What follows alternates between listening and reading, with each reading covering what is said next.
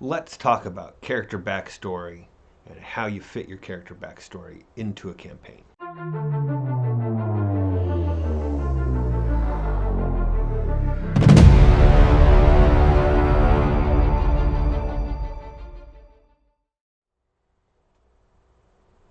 So I've got an analogy, and it's not really working real well in my head because I keep getting caught up on how an analogy isn't working, which is just the nature of analogies. But so your character is a suit or a dress that you're wearing at the game table. That's the start of the analogy. So far, so good. Then all the fabrics that you get and that you need to use to make your character are the mechanics. So that's your build, as in previous video, where it's your class, your species, the things you're choosing from out of the book to mix into what will become your character's suit or dress. And so those are the fabrics. And then you tailor those fabrics together to give shape to your character. But in this case, we're looking at the specific tailoring you're doing to the backstory. So this is the stuff that is bringing it all together. Maybe it's the patterns that you're using to base the suit or the dress off of. And so you are looking at different molds, that's modeling, right? You're looking at different things and putting it all together to create your character. And that's where it falls apart, because I just want to use all of backstory to be in place of the tailoring. So I'm ignoring the personality that you're putting in, and I'm just saying, all your backstory, it's the tailoring. So that's how this analogy kind of falls apart. But if you bear with me, then the analogy just, the analogy kind of works, and you're going to get what I'm saying. So you've got the fabric, that's all your mechanics, that's the stuff that you're bringing into the character. And then for this video, the tailoring is what your backstory, the elements of your backstory, and then there's the alteration, which we'll get to at the end, which is very important, which is why I'm saving it for the end for some reason, because you can't know the secrets to the D&D until the end. So the fabric, just as it says, is it's your class, your species, your ability scores, your equipment, your spells, everything that you've brought in from the book to create the character that's going to be in play. And again, as with build, there's nothing stopping anybody else from creating the exact same thing, right? Anybody else can go to the same books you went to and create the exact same build. And what makes your build unique compared to other people's is your backstory and the personality that you put onto it. So with your fabrics, you gather it all together, and then you find your patterns. We're going to go beyond that, and also this is where you put it all together in you tailoring and seaming. You tailor and you seam, and so you put it all together, and that is your backstory. Now, with backstories, or with the tailoring phase of your backstory, there's 5 general levels. They can kind of fade in between each other. There's no, the more granular you look at the 5 different levels, the more you see it's just kind of a smeared out smudge of light to dark. And starting at the light, there's no tailoring. You're just basically throwing it all together. What you can huddle around over yourself is what works, but most of it just kind of falls off, and you're making the DM do all the work for your character's backstory. If the DM does any work for your character's backstory, it's basically, here's my fabrics, this is the class and species I'm going to play.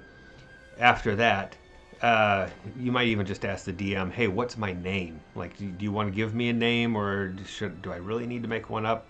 And most people don't go this far in not creating a backstory for their character, but it's our baseline, right? So like, what's the most extreme? Right here, so we know where the bottom is. And if somebody's not interested to that degree, then maybe they're going to be there just for the combat and the fun of it. And as long as they're having fun when other people and the DM get into role-playing situations, that's fine. No problem.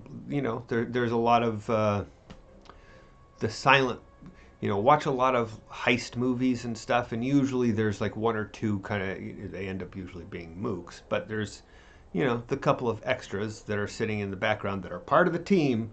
They're a valuable part of the team. They were brought in for a reason, but they don't really say anything. And as long as the person playing that kind of character is having fun, great. The second version, or the second level, is to use the tailoring analogy, is the mass market apparel level. So this is stuff that is just, you're just pumping out the bare minimums to have a character. So you've got a name, you've got your character's background figured out, meaning like in a D&D background that you actually choose.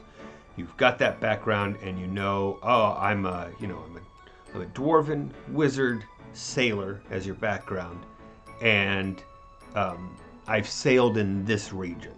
You might not have any more specifics other than that, or it might just be I was a merchant sailor or I was a pirate sailor, but not much more than that. You haven't put too many more choices into your background. You might know one or two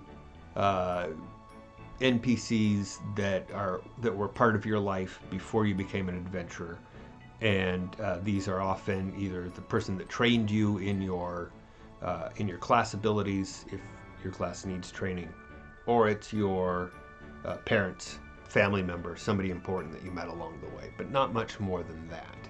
But with the mass market level, you're basically asking the DM to create what ships your sailor has sailed upon, what the captains are.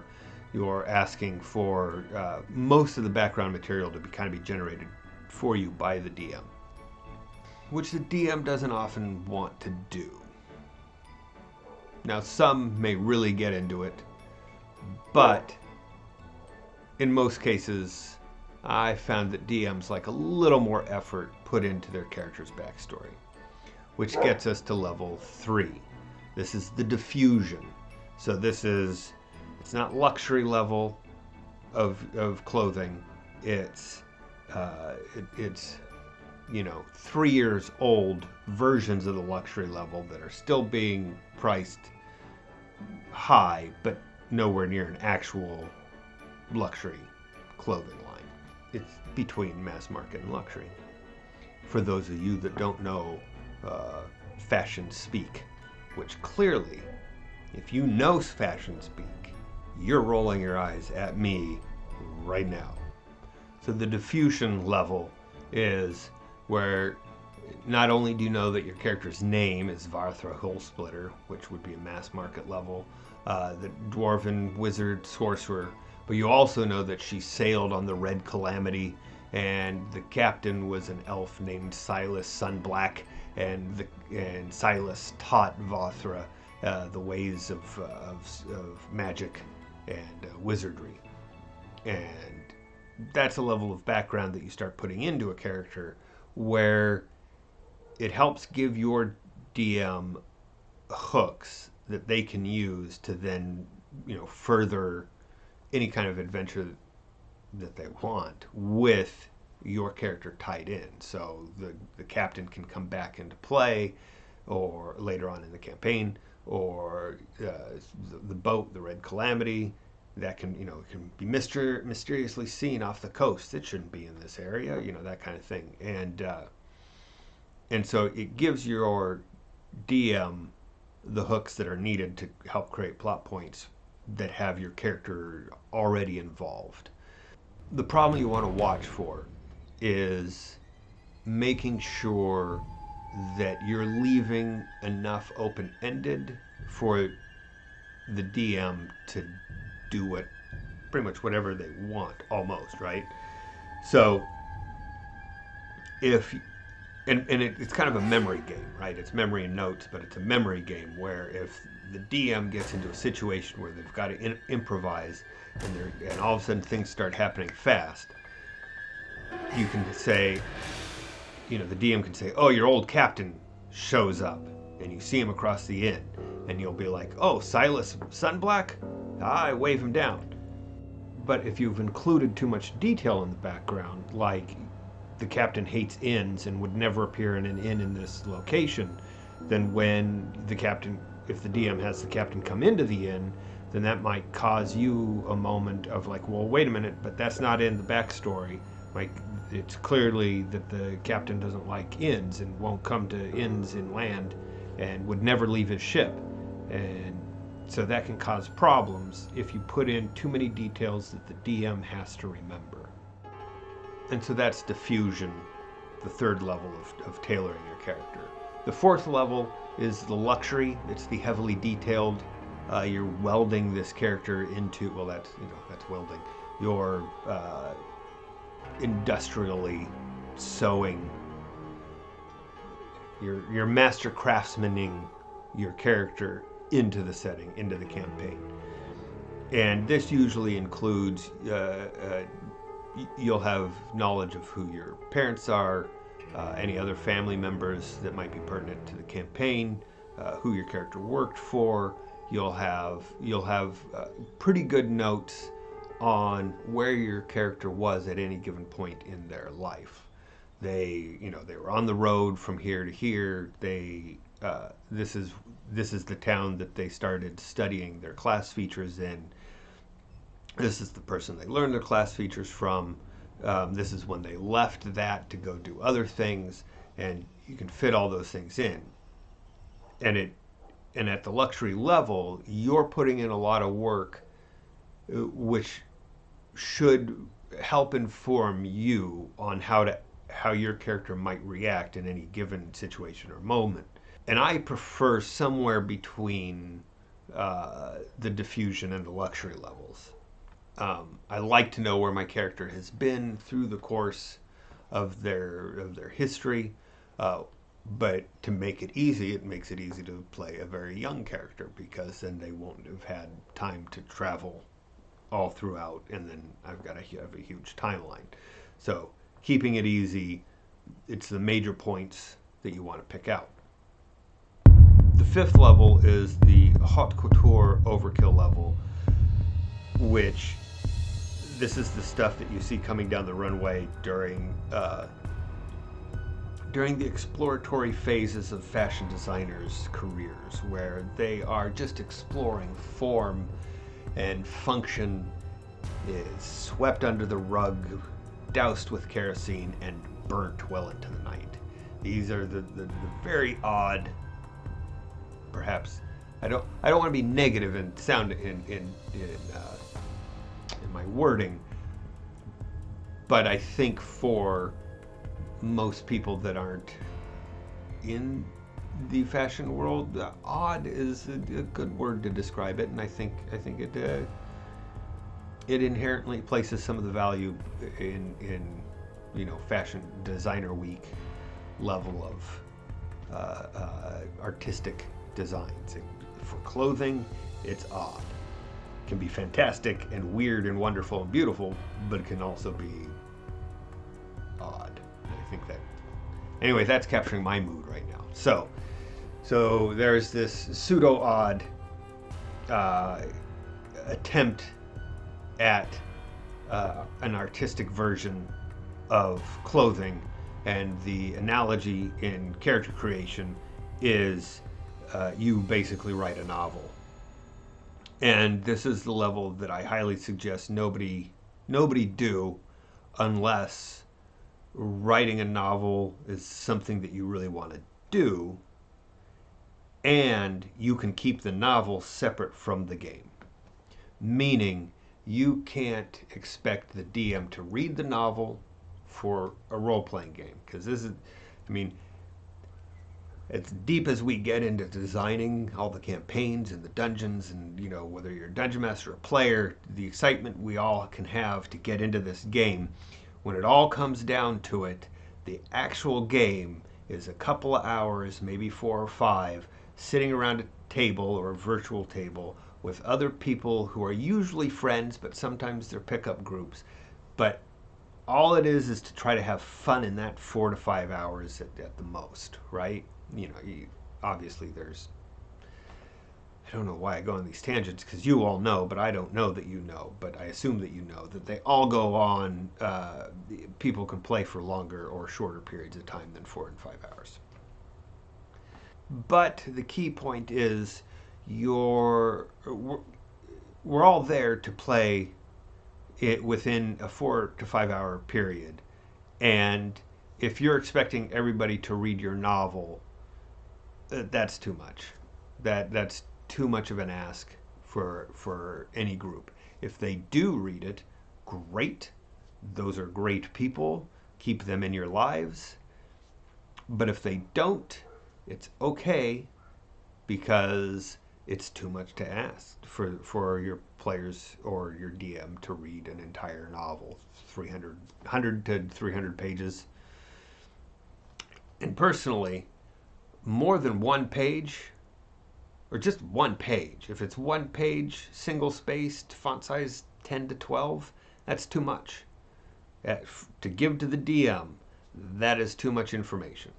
It should be half a page of bullet points that you give to the DM for your character's background. My character was here when this happened, then went to here when this happened, and then went to here. Your notes can be more detailed, and you can say, okay, well, obviously, if I was here at this time, and then 2 years later I was here, then I had to get there. So what is the way to get there on, the DM's maps? And, okay, I can see I can get there within, 6 months. So I could have spent this long here and this, you can have your details, but the bullet points are, met my tutor, my trainer at this date, and then left to go on adventures on this date, and arrived at this city at this date. That's like, no matter what you're doing in your 5 levels where you're at, you want to only give the DM, a half page of bullet points. If you can get it down to 3 key bullet points, your bullet points should contain important NPCs, locations, and dates that your character experienced or was a part of in their backstory. Anything that fits that, you should put in your backstory as bullet points and try to minimize it. One sentence, met this guy who trained me in this at this time at this city. And then leave it at that. Now, and that's for the DM. Again, for your own, go nuts or go as unnuts. Enjoy yourself and do what you want to do. But for the DM, some bullet points, let them know, and then move on. And different aspects of your character's background may be different levels of this tailoring levels. So you might just have your character's travels as a bare minimum. I was here, and then I was here, and not even dates. You just know you were here at one point in your character's adulthood, and then at this other point, and that's it. Or you could have a detailed, I was here, and then I was there for 4 weeks, moved across, stayed at a hamlet, got way too drunk there for 6 months, then hopped to the next hamlet, and really detail it out. I know for one campaign where I was a player, I detailed I believe it was the primary matrilineal line of one character for about 2,000 years. I think it was 2,000 years, it might have been longer. And I mean, I showed it to my DM, and the DM, yeah, that's nuts. And there you go. And it was never really used, to my knowledge, except for just kind of tangentially. It was used within the first 2, my character's wife's parents. But beyond that, my character's wife's parents' lineage, nothing came into play. Don't know if it would ever have come into play, but yeah. But the fun part is the character's lineage did come into play, and it came into play where the region was under attack by terrible, the Blight Lord out of Forgotten Realms, and we were in a small thorp in the Great Dale, and we decided we needed to get all of our family members to safety, and I knew my character's wife's parents were, I'm going to say it wrong, Rashami, just on the other side of the river, or the bay, and we needed to get. And again, my geography could be wrong. It's been 10 years, and I haven't looked at that part of the Forgotten Realms map in at least 10 years. So, but anyway, we headed east with our families, and so everybody else's characters' families could stay with my parent-in-laws, and then we went back to go try to stop the Blight Lord. And there you go. So, did I need to do 2,000 years worth of genealogy tracing lineages? No. Did doing one generation back add to the campaign? Yeah, it did. It gave a safe haven basically for characters to go to. I know one of the reasons players can be hesitant to make backstories is because the DM will always use a backstory against you. And it's generally good to just assume, yes, that's true, and that's kind of what the DM should be doing. I mean, we all know it gets very overplayed to, and then your parents were killed. And then, or, later on in the campaign, look, I've got your parents and I'm gonna kill them. That does get tired, because I found my anecdotal data would suggest that any player or DM or anybody that plays the game that started when they were between the ages of 10 to 15 have all experienced that, because that's just kind of a general go-to for a newly experiencing role player. So somebody just getting into it, it's an easy, quick, emotional trope that you can use, right? And so it tends to get overplayed because everybody in your group that's DMing or having a player will, and my character, it's the superhero trope is, the parents died, caused them to become a hero, or if they aren't dead, then they're gonna die, because that's gonna be used by a villain at some point to up the emotional stakes in the story. And so it's expected, and it's always gonna be a risk. But the fun thing is you might go a couple campaigns as you go on where the DM doesn't do that, where the DM leaves your parents and siblings alone, and doesn't use those against you. And then after a couple of years, when it does happen, it's a surprise and it's fun and it's fresh. But the DM's got to kind of decide on that. Anyways, I'm rambling about the different levels of character backstory and what to do with your character backstory and how you can reach higher or lower levels in one area of your character backstory versus making sure the whole thing is all the same level. So lastly, we'll get to the alterations. So alterations are the final things to your backstory that you do to fit your character into the campaign. And the alterations are very important, because basically the alterations for a character's fashion of backstory is don't do anything. Meaning, create your backstory and ask the DM, hey, what date does the campaign start on? Right? So you ask what date, and then you get that date, and then you backtrack, I'd say 6 months to a year. But, depending, you might, maybe a couple weeks, right? But generally, I say shoot for 6 months to a year. Backtrack 6 months to a year, and then build your backstory up until that point, that's 6 months to a year before the start of the campaign. Because that 6 months to a year before the start of the campaign can be used to tie your character into the other characters if you haven't already, and also allows the DM to insert anything they need to that has to be backstory to bring your characters together, or things that your characters might have heard, or things that might definitely have interrupted your character's history. And